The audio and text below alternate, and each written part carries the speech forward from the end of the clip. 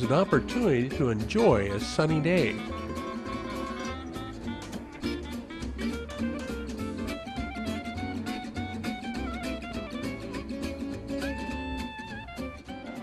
Enjoy live music.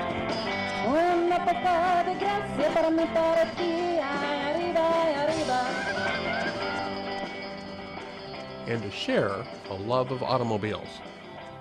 This was the 2011 Cottage Grove Competition of Elegance, or in the more commonly known French term, Concours D'Elegance.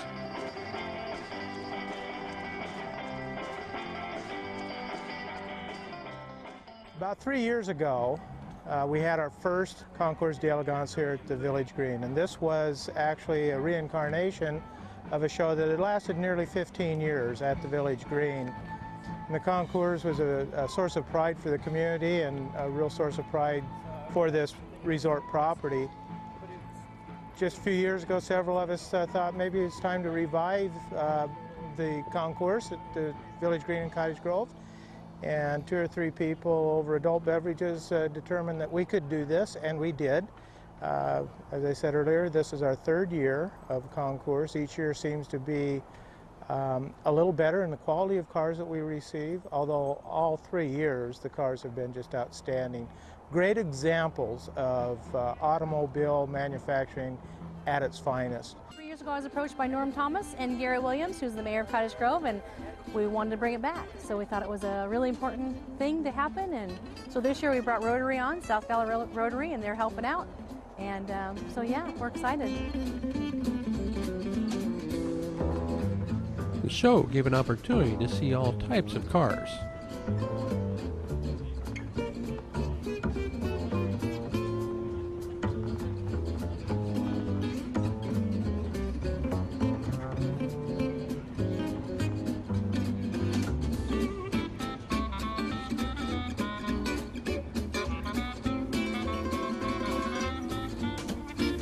And learn about some unusual ones from their owners. I'm Richard Riker from Grants Pass, Oregon. This is an 1896 Riker Electric. It was made by my grandfather. When my grandfather was in the car business, he produced various styles, which are 2- and 4-seater and larger vehicles. And this is back in Brooklyn, New York. This is one of the first ones he produced. And as I said, it's an 1896.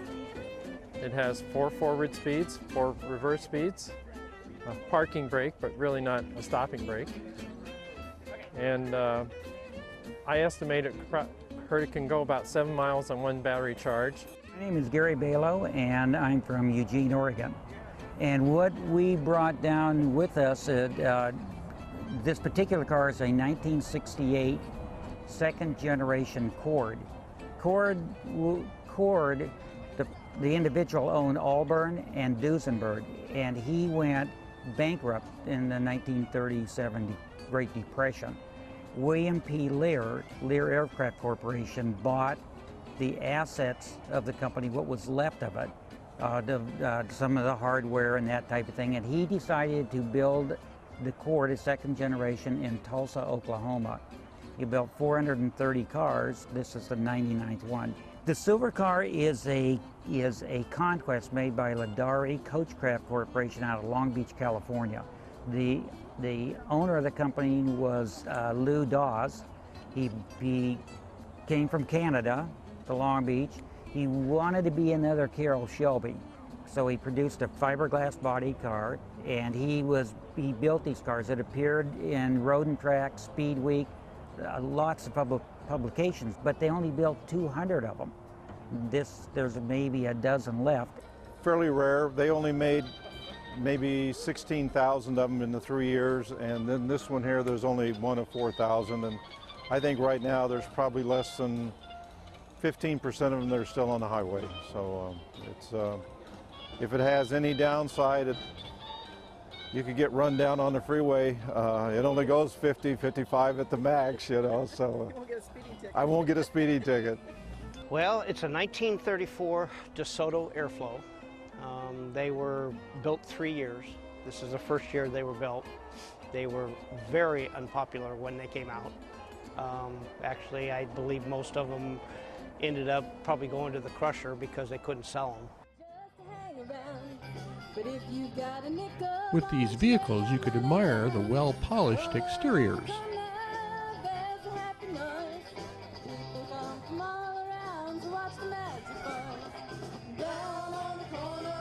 or admire the specific features each vehicle has.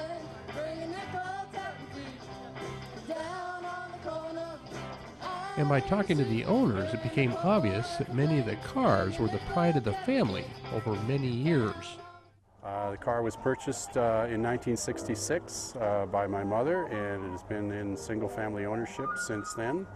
I inherited the car from my father in 2000, and I had been probably the primary custodian and maintainer and shiner of the car since it was acquired by the family. All right, I'm Nancy Gregg. I'm from Eugene, Oregon, and the car is a 1956 Powerhawk Studebaker, and its original owners, my father-in-law bought it in ~56, and it's been in the family since. I have original warranty that he bought with it for $50. The car is a 1927 LaSalle Cabriolet. We got it when I was 12 years old. It was going to be a family restoration project, but it didn't work out that way. And we didn't know what we were doing, and we did the best we could, but it stayed in a basket case shape for about 35 years. Luckily, it survived. And I tried again to restore it, but it was too frustrating for me, so I either had to sell the car or I found a restoration shop that would take on the basket case project. And they did a pretty good job. Bought this car when I was 19 years old, making $1.50 an hour, doing yard work. Yeah, $100 a month payment. Had it paid off in a year and a half though. Gas was 30 cents per premium per gallon back then. When I was a kid, the first brand new car I bought when I was 17 was one of these. I had more money than brains.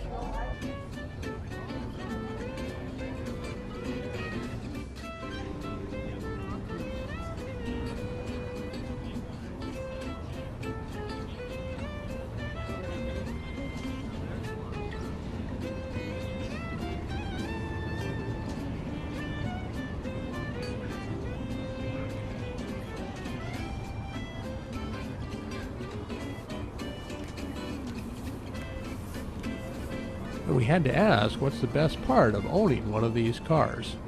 Best part about it? This. Coming out to these things, meeting people, other people with the same interest. I guess what do you say more? There's a great bunch of people out here.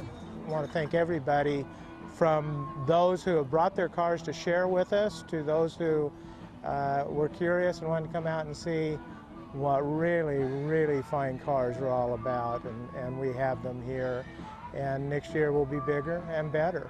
You know what? I hope it keeps going for many, many years, and we love it here. We love having it.